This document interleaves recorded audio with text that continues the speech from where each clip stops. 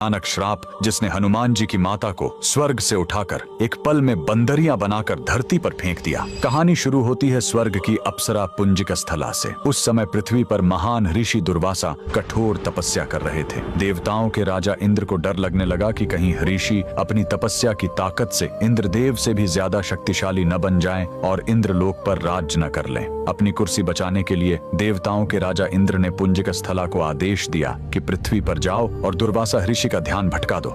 इंद्र के आदेश पर वह ऋषि के आश्रम गई और उनकी तपस्या में बाधा डालने लगी।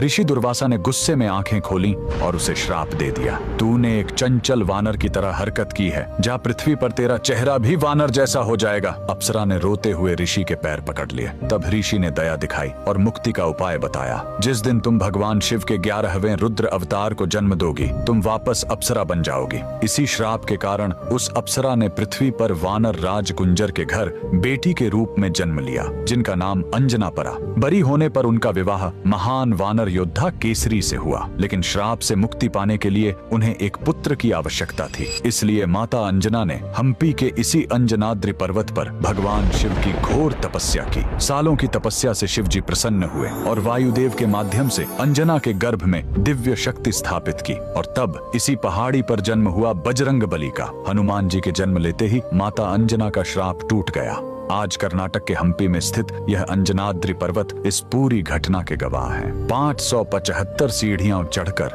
आज भी भक्त उस पवित्र जन्म स्थान के दर्शन करने आते हैं। पवन पुत्र हनुमान के लिए कमेंट्स में जय बजरंग बली जरूर लिखें।